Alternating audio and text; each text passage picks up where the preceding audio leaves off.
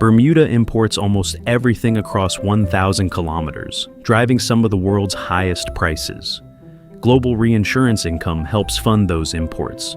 Bermuda insurers manage about $1.5 trillion in assets. Living in Bermuda, the most expensive island on Earth.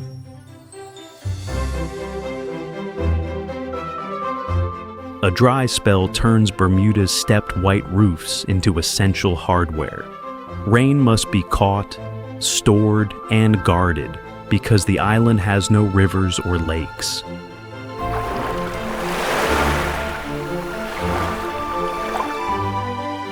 A shipping interruption can tighten the same pressure around food, fuel, medicine, and construction.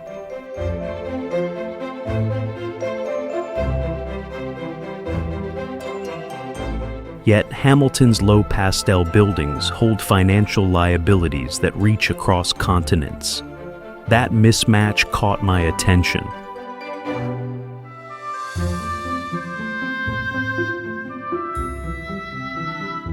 A tiny territory with few physical resources helps absorb losses from storms and earthquakes worldwide.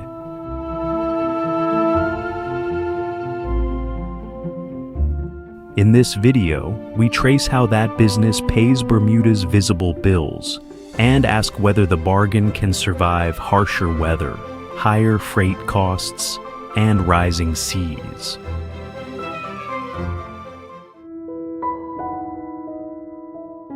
Bermuda builds its drinking supply into the roof, with no rivers or large natural lakes, and little dependable potable groundwater. Each building must help turn rain into reserve. Rainfall, therefore, works as household infrastructure, not background weather. Stepped roof surfaces slow each shower and steer it through gutters and pipes into tanks beneath the home. Building rules have traditionally required much of each roof to serve as catchment. They also call for roughly 100 imperial gallons of tank capacity for every 10 square feet of collection area. The white finish does several jobs at once.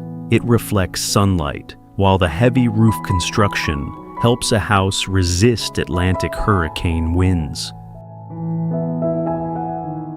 But the roof does not run itself.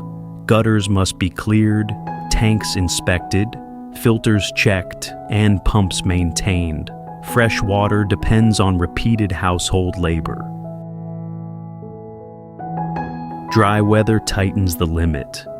Families monitor use or buy delivered water, so a dry spell becomes a household operating cost. Public supply, desalination, and treated brackish groundwater add resilience.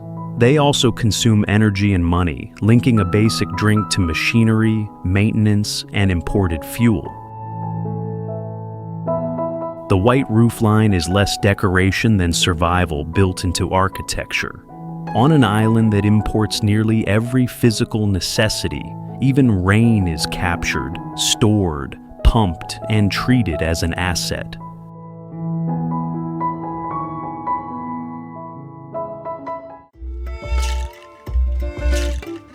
A financial engine hides inside a capital that barely rises above its harbor.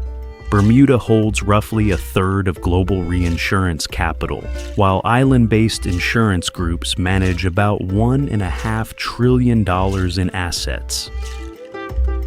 Hamilton's pastel offices sit on compact streets within walking distance of the waterfront. The skyline stays low because no building may rise above the tower of the city's cathedral. A primary insurer sells the policy. A reinsurer accepts part of the potential loss for a premium, spreading catastrophe exposure across more capital and more places. Reinsurers often take the upper layers of costly claims from hurricanes, earthquakes, wildfires, aviation accidents, and other shocks. When a major event hits thousands of kilometers away, money can move out from Hamilton. After Hurricane Andrew in 1992 created demand for new catastrophe cover, fresh capital moved into Bermuda. Brokers, lawyers, accountants, actuaries, regulators, and global investors then reinforced the cluster. Hamilton's central contradiction is visible at street level. Modest facades back claims from across the world. Yet physical imports still determine daily life. Food, fuel, building materials, and essential equipment must cross the same ocean. Premiums for hazards elsewhere return as purchasing power at the container dock and supermarket shelf. In Bermuda, global risk pays the local freight.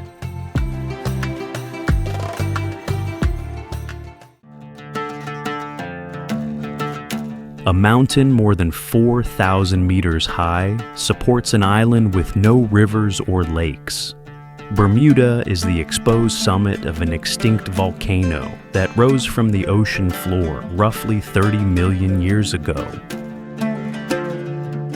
The sea venture brought English survivors onto this summit in 1609. Beneath them was a massive seamount. Around them, dependable fresh water was scarce. After the volcano subsided and eroded, reefs, shells, marine debris, and wind-blown carbonate sand built a limestone cap tens of meters thick. Rain mixes with carbon dioxide and turns weakly acidic. Over time, it cuts fissures, sinkholes, and caves through that porous cap. The same stone that holds the island above the Atlantic cannot hold much water at the surface. Rain slips underground instead of gathering in streams or lakes. Limited freshwater lenses form below ground, but salt can contaminate them. Thin soils and little mineral wealth tighten the constraint. Settlement, therefore, demanded engineering from the start. Catch the rain, store it carefully, and import what the land could not supply. The imbalance is visible in every roof. Bermuda rests on a structure more than 4 kilometers tall, yet daily life depends on catching water from the sky and buying material from across the sea.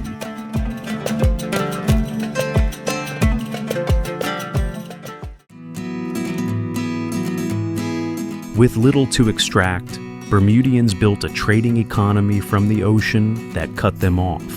During the 18th century, their yards built hundreds of vessels, with estimates approaching 1,000. Bermuda had little fertile land, no major mineral deposits, and limited timber beyond its cedar. Shipwrights turned Bermuda cedar into a commercial advantage.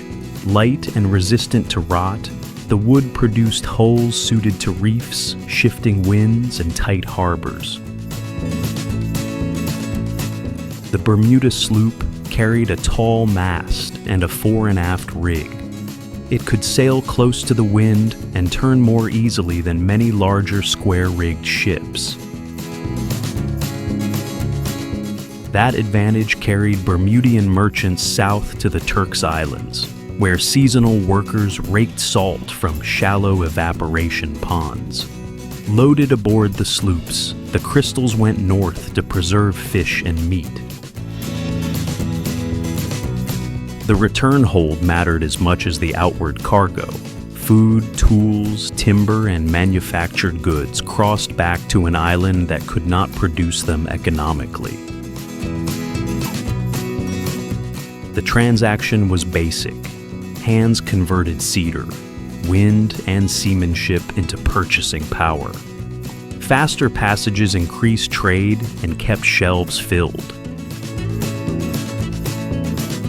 Bermuda's first great export was not a mineral or a crop, but mastery of an ocean route.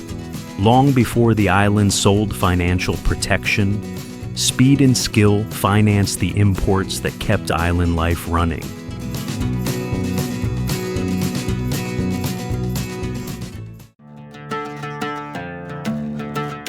Bermuda's high prices begin in a long, fragile supply chain. Food, fuel, vehicles, medicine, appliances, and building materials cross the Atlantic for a market too small to capture continental economies of scale. Costs accumulate before checkout. Goods are consolidated overseas, loaded, insured, refrigerated when necessary, unloaded through limited port facilities, cleared, stored, and distributed. A delayed sailing tightens supply. Import duties and the lack of large-scale purchasing then press freight costs into every meal, repair, and construction job. Land adds another limit. Scarce buildable ground drives housing costs upward and leaves little room for warehouses, roads, wasteworks, or major expansion. White roofs are working infrastructure. They catch rain, while tanks, shutters, emergency stocks, stronger buildings, and coastal defenses demand constant investment. Storms, powerful waves, and rising seas keep increasing the cost of protecting an already crowded shoreline. The harder question is not why Bermuda is expensive, but how it keeps operating at these prices. Tourism and professional services help. International business and reinsurance sell protection against natural hazards far beyond the island. That income is unevenly shared, but it pays for necessities arriving at the port. To understand the bargain, follow exposure outward, from vulnerable water systems and reefs to shipping lanes, engineered coasts, and storm-struck towns.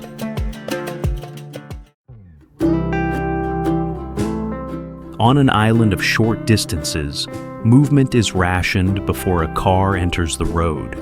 Since private automobiles were admitted in 1946, each household has generally been limited to one registered car. The rule is not a quaint local custom. It is a physical answer to narrow, winding roads pressed between walls, homes, vegetation, and almost no spare shoulder. Bermuda drives on the left, and the general speed limit is only 35 kilometers an hour. Even then, congestion can build around Hamilton and other employment centers. Vehicle dimensions are restricted because the roads cannot simply grow wider. Visitors cannot rent conventional full-sized cars, although small two-seat electric rental vehicles are available. Scooters remain common, while buses and ferries connect residential parishes with Hamilton, Dockyard, and St. George's. A short journey can still hinge on rain, traffic, a ferry timetable, or the absence of another route. Distance is small, flexibility is smaller. That constraint reaches the supermarket shelf. Goods that have already crossed the ocean must finish their journey through the same tight road network, with little room for storage, parking, or wasted trips. The one-car law exposes the price of land. Buildable ground cannot expand, so road space, parking, shopping, and daily consumption must fit inside a hard frame.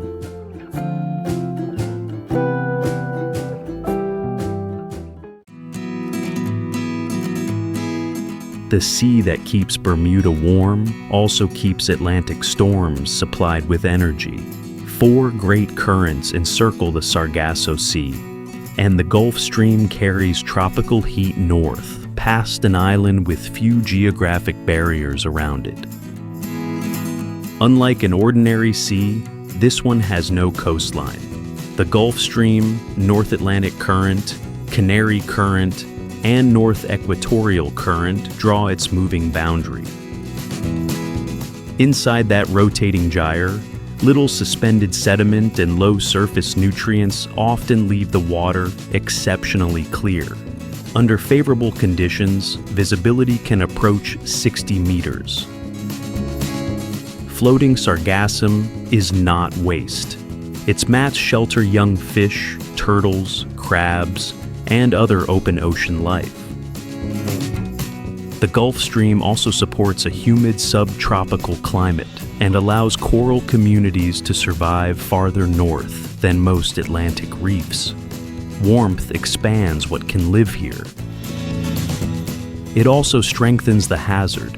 Hurricanes curving north from the tropics can retain energy over warm water near Bermuda. With no broad mainland or mountain wall to break their force, wind, waves, and storm surge can reach the coast with little geographic resistance. That exposure reaches beyond the shore. It presses on roofs, ports, cargo, and the insurance contracts behind them. The blue water is not free. The Gulf Stream delivers warmth, while the hurricane corridor creates exposure Bermuda would later learn to price.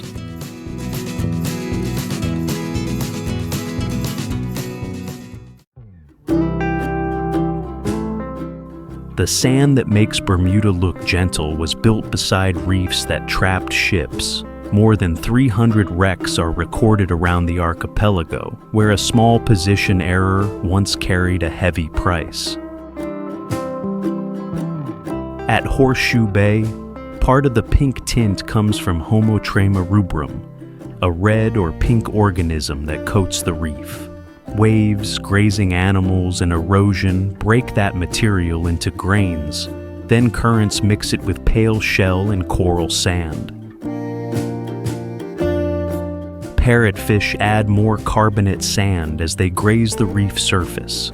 The beach and the navigational hazard come from the same hard platform. Those low reefs extend beyond the visible coast. Before reliable charts, lights, engines, and satellite navigation, storms or slight errors could push vessels onto stone hidden under the Atlantic. The wrecks have not vanished from Bermuda's economy or ecology. They became archaeological sites, diving grounds, and artificial habitat. The old cost of passage turned into a modern asset. Below ground, rainwater dissolved passages through Bermuda's limestone when sea level was lower. As the ocean rose after the last ice age, seawater and freshwater flooded the deepest chambers of Crystal Cave. The pattern is blunt.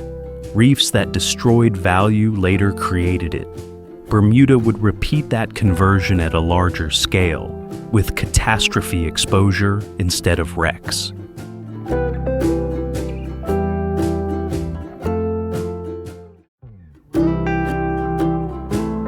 Bermuda keeps supermarket shelves stocked more than 1,000 kilometers from the nearest continent. Cape Hatteras lies about 1,000 kilometers west, while Morocco is more than 4,800 kilometers east. This is not a Caribbean island, but a British overseas territory alone in the North Atlantic. Its entire land area is just over 50 square kilometers. Roughly 7 main islands and more than 100 smaller islands and rocky islets form a narrow fishhook. Bridges and causeways bind much of the inhabited chain into one settlement. The road may feel continuous. The supply line is not. Passengers enter through the international airport, but the island's physical economy comes mainly by sea. Fuel, vehicles, refrigerated food, containers, and construction materials. Every load carries more than cargo. Freight charges, insurance, port handling, customs work, and storage are built into the final shelf price. Storms and delayed sailings add another layer of exposure. With just over 60,000 residents, importers must spread those costs across a small market. The hard image is a beautiful shelf in open ocean, stocked by ships and paid for with money earned far beyond the harbor.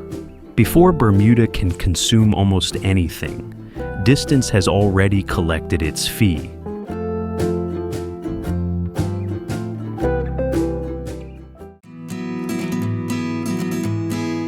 Bermuda turned bare knees into an office uniform, and a dance once restricted into public performance. By the early 20th century, tailored shorts had entered professional life. Today they are accepted in offices, government, and parliament. The garment grew from short trousers used in hot British colonial settings. In Hamilton, the adaptation became formal: blazer, tie, long socks, dress shoes, and carefully tailored shorts. Gombe carries a harder history. Drums, masks, decorated capes, dance steps, and tall peacock feather headdresses combine African, Caribbean, indigenous, and British influences shaped on these islands. Under colonial rule, Africans denied freedom used music, masks, and holiday performance to preserve expression. Segregated communities later carried it forward. What once needed concealment now enters public streets around Boxing Day, Home New Year, festivals, and community celebrations. The shorts adapt formal dress to heat. Gombe carries survival under restriction into public space. Together, they show adaptation as lived culture, not only island engineering.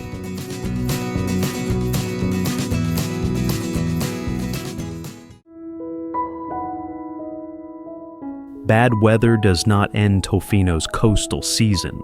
It creates another one. On the exposed west coast of Vancouver Island, little land separates Clayoquot Sound from long-period Pacific swell.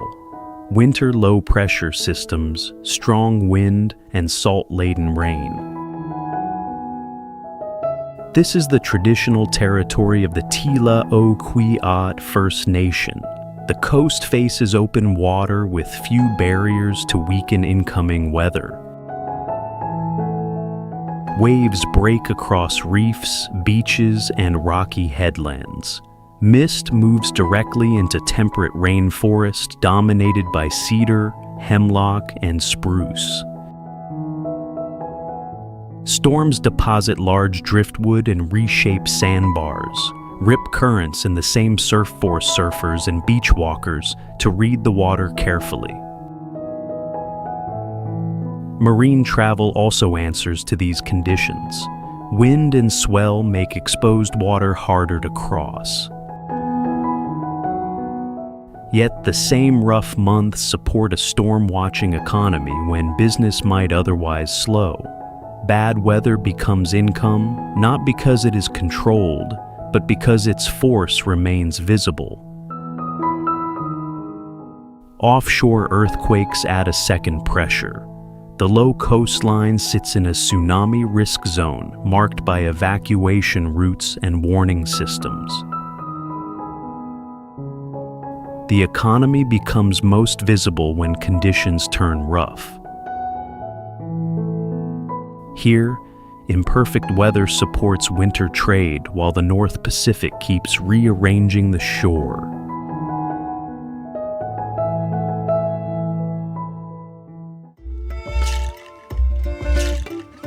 A deep-water port development sits nearby, but Gwadar's old harbor still runs on hands hammering, pulling, sealing, and lifting.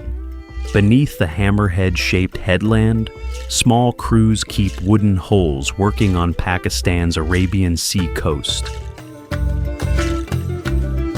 Boats and dhows are hauled through shallow water or dragged onto the beach. Carpenters shape planks, fit ribs, drive fastenings, and seal seams against the next departure. Traditional hull forms remain, but their machinery has changed. Workers repaint wood, repair propellers, and adapt old designs to diesel engines and modern fishing gear. The repair yard is its own supply chain. Timber, fastenings, paint, fuel, and spare parts must arrive before a damaged hull can earn again. Fishing gets the attention. Maintenance keeps the harbor alive. Nets must be untangled and patched before crews can leave again. That daily rhythm carries heavy pressure.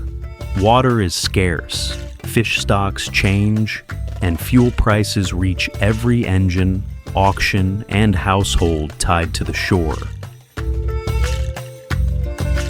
The newer port works at another scale, built around deep water and large infrastructure.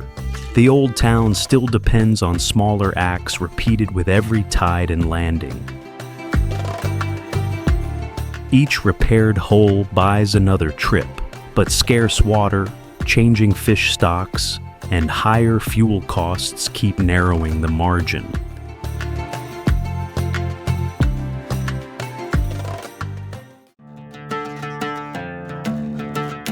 Ten volcanic islands of dry rock have produced animals and plants found nowhere else on Earth. Set roughly 570 kilometers west of Senegal, Cabo Verde gave isolated populations enough distance to split away from their mainland relatives.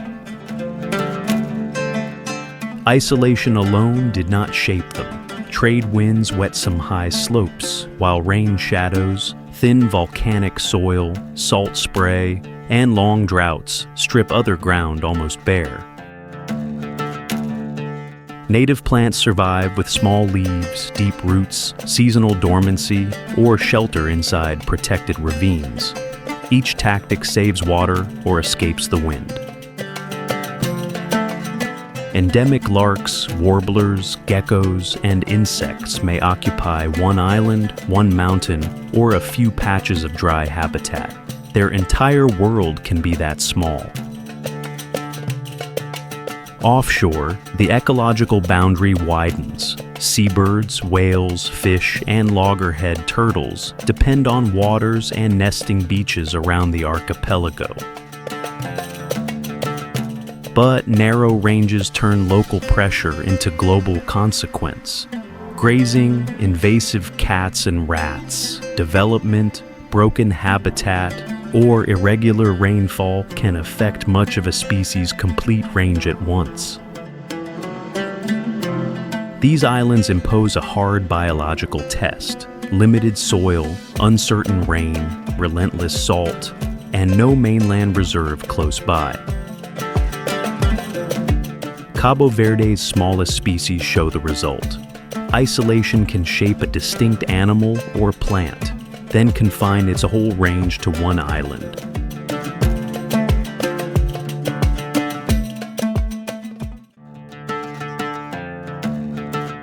Coral survives here in seawater, hot enough to exceed 35 degrees Celsius. The Persian Gulf is shallow and semi-enclosed. Intense evaporation raises salinity beyond typical open ocean levels, while winter can drive temperatures sharply down. That annual swing makes these reefs unusual, not secure. Massive corals, including porites, build patchy structures used by reef fish and invertebrates. Their tolerance has limits. When summer heat persists, corals can expel much of the symbiotic algae that supply energy, leaving the reef bleached and weakened. Recovery depends on time before the next disturbance. Temperatures must fall, living tissue must remain, algae must return, and water quality must support repair. If extreme heat returns in consecutive years, that window narrows. Disease, extensive loss, or sediment blocking light can halt recovery and prevent young coral from gaining a foothold. Coastal engineering adds another load. Dredging, reclamation, construction, and pollution disturb the same shallow water, already strained by heat and salt. The smallest patches are most revealing, living tissue still fixed to rock. These reefs do not prove coral can simply adapt to a hotter sea. They show exceptional tolerance being overtaken when heat and coastal construction arrive faster than repair.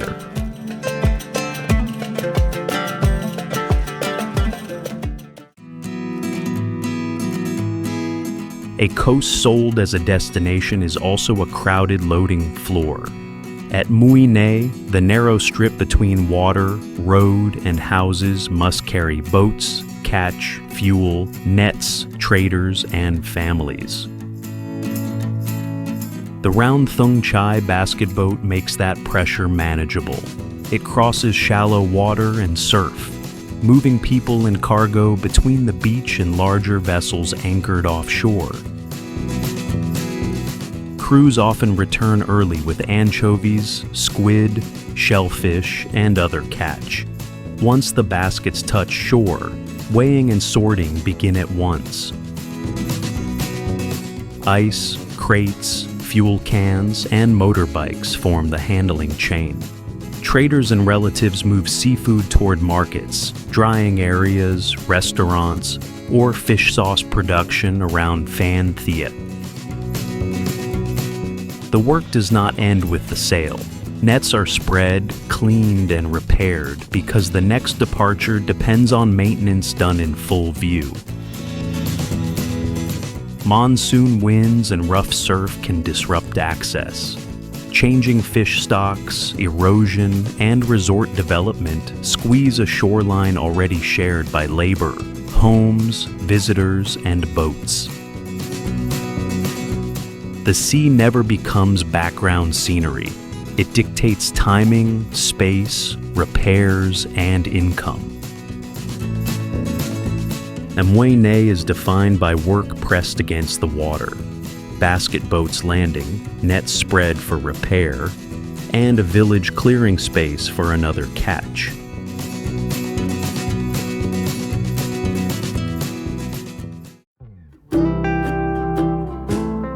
Every supermarket shelf begins somewhere like this, beneath cranes, with a container exposed to ocean weather and delay. Before the Panama Canal redirected shipping, Valparaiso was a major stop between the Atlantic and Pacific for vessels using the Strait of Magellan or Cape Horn. The harbor still handles containers that become ordinary life.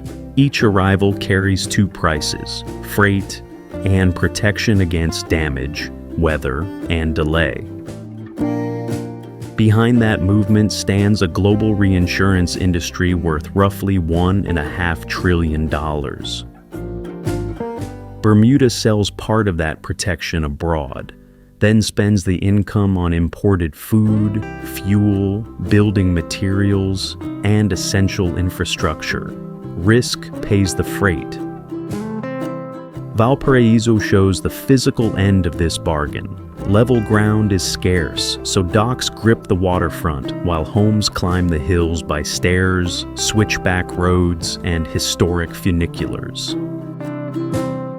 Corrugated metal, linked to available port materials, protects light buildings from coastal weather and gives the hills their bright surfaces. The color is practical. Yet pressure never lifts. Earthquakes, landslides, aging infrastructure, inequality, and fast-moving fires test neighborhoods with little room to retreat.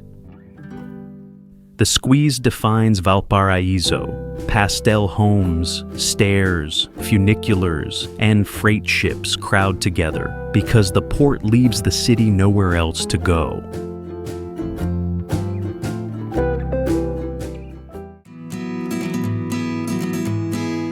Dubai did not accept the coastline it inherited. It drew a palm on the Gulf and turned the drawing into land.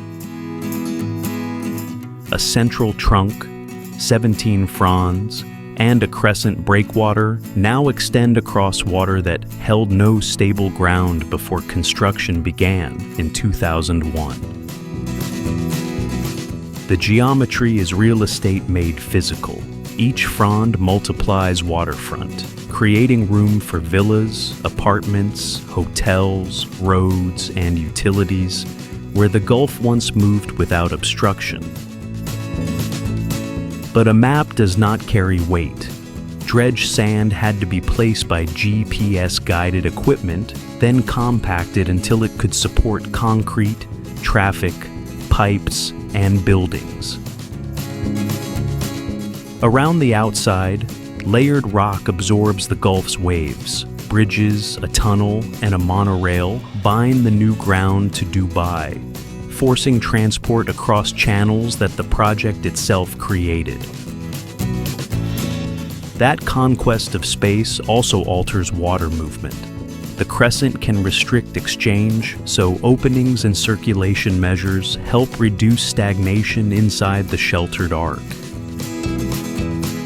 The island is therefore never simply finished. Engineers must keep watching settlement, erosion, beach loss, water quality, salt corrosion, and the condition of the breakwater. Palm Jumeirah's ambition is almost blunt. If the natural shore is not enough, manufacture more of it.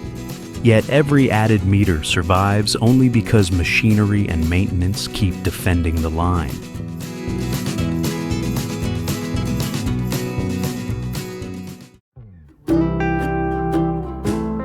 In Thar Parkar, a plastic container and a length of rope can control an entire day. Most useful rain arrives with an uncertain summer monsoon. When it fails, collecting water becomes the central job of village life. A good season briefly fills village ponds and supports millet, fodder, and grazing. A poor one empties the same ground and redraws every household schedule. Hand-dug wells become pieces of daily infrastructure. Ropes, pulleys, buckets, and sometimes animal power lift each load from considerable depth. Depth does not guarantee safe drinking water. Groundwater may be brackish or carry naturally elevated minerals, so the nearest source can still be unusable. Women and children often absorb the longest burden, walking, waiting, filling containers, and carrying them home. Every trip takes time from school, paid work, cooking, and rest. Livestock draw from the same narrow reserve. During prolonged drought, fodder recedes, animals weaken or are sold, and some households move temporarily toward towns or better watered areas. Storage tanks and rain harvesting ponds can reduce the pressure, but only until their limited reserves run down. The engineering buys time. It cannot command the monsoon. In Thar Parkar, the measure of scarcity is the distance between a well, a carried container, and the next necessary task.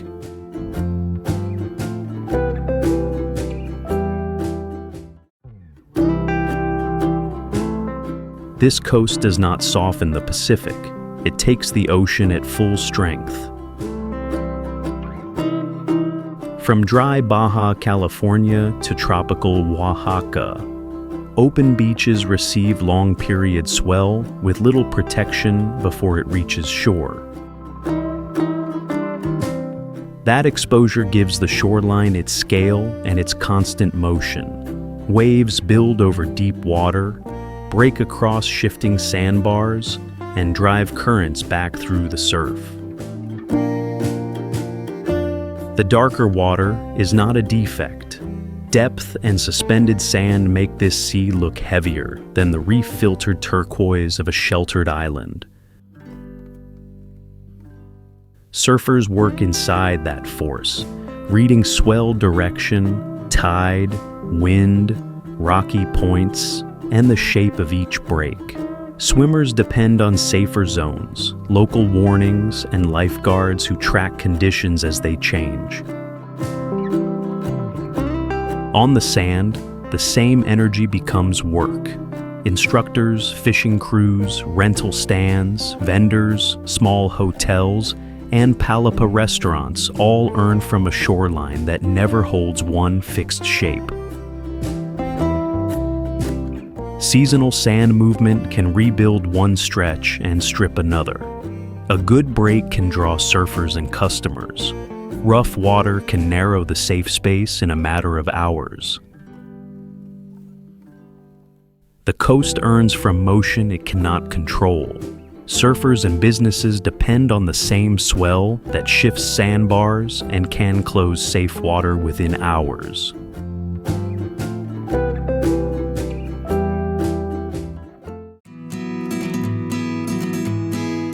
The world behind those contracts is physical, local, and exposed. Across northern Yucatan, rain drops through a flat limestone platform into flooded chambers instead of remaining in permanent surface rivers. Once underground, water follows joints and enlarges them into long, connected roots.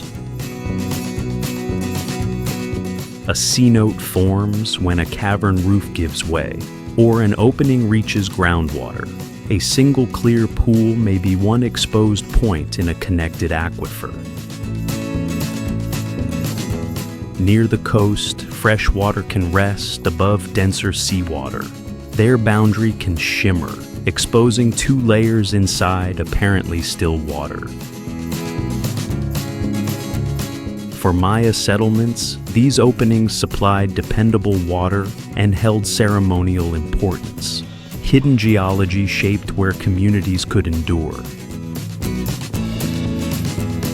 Clarity can conceal danger.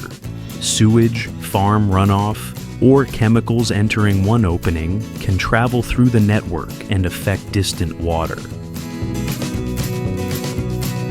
Pumping and urban growth add pressure. Cave diving and mass visitation bring activity directly to fragile openings. Protection is difficult because most of the aquifer remains unseen. The clear opening is deceptive. A C-note reveals only one point in a regional freshwater reserve moving silently through stone, connected, essential, and vulnerable.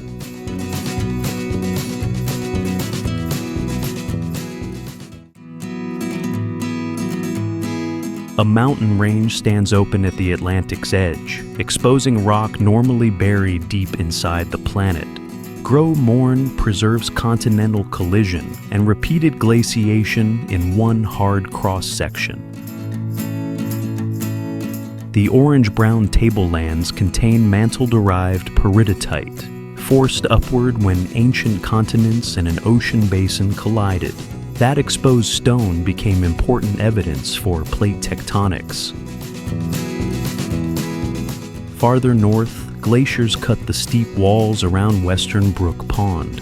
It resembles a saltwater fjord, but uplift and coastal deposits sealed it from the sea, leaving a long freshwater lake. Cliffs rise hundreds of meters above cold water.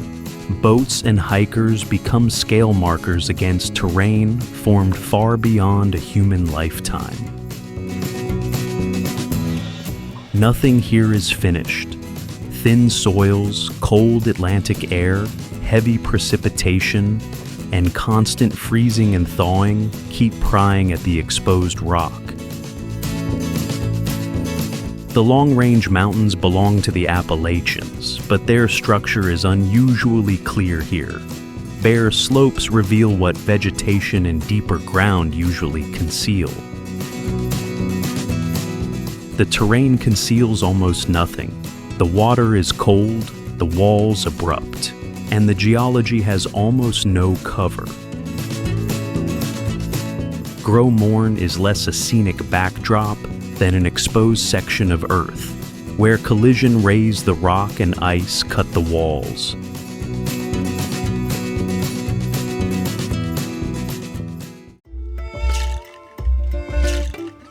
A channel only 33 kilometers wide carries enough fuel to jolt markets far beyond its shores.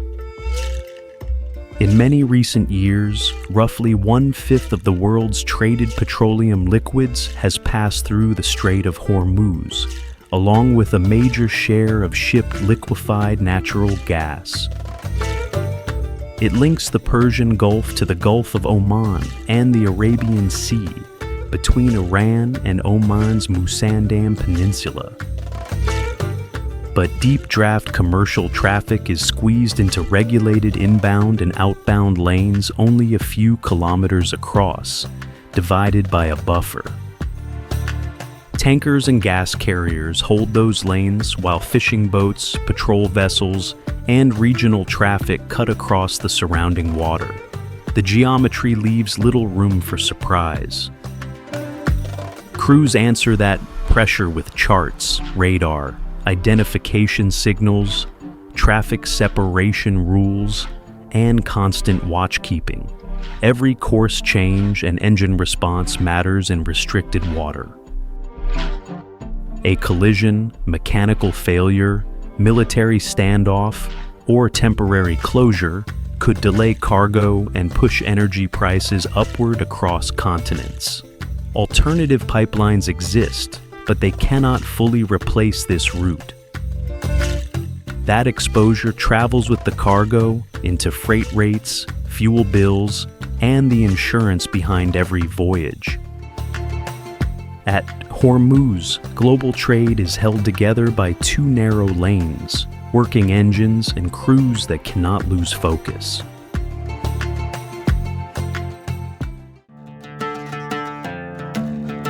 At Phong Nha, cliffs and caverns are built by water, weak enough to slip through stone one drop at a time.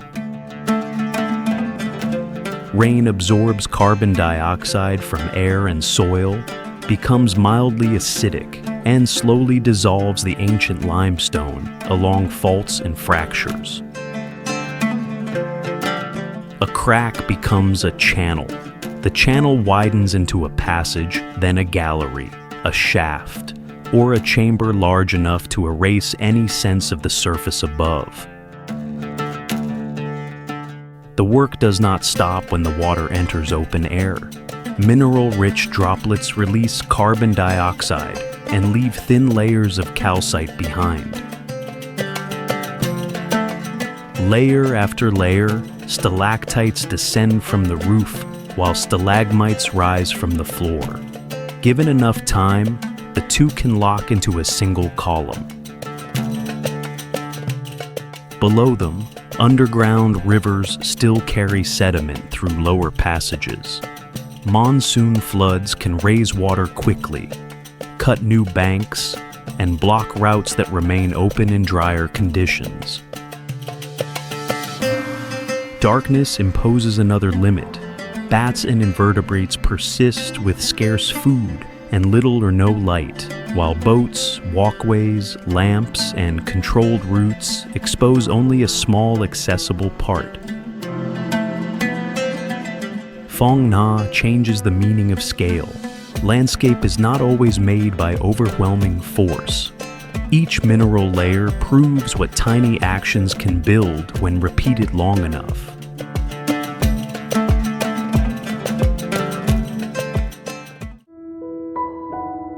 Bermuda's real resource is not buried in rock or spread across farmland. It is the ability to price danger, gather capital, and carry losses that begin thousands of kilometers away.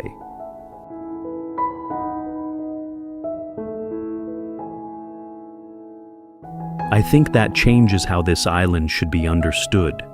The supermarket bill and the insurance contract belong to the same bargain.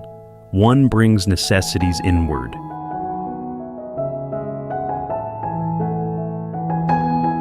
The other sends financial protection outward. but both depend on confidence, open sea lanes, and claims that remain affordable.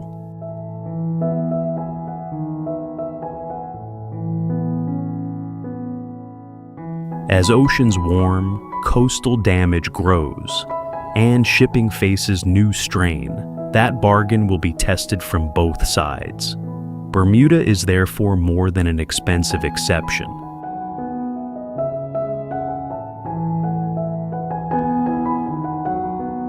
It is an early warning for an era when small territories, engineered coasts, and major cities must all find the money to withstand hazards that are becoming harder to contain and more costly to share.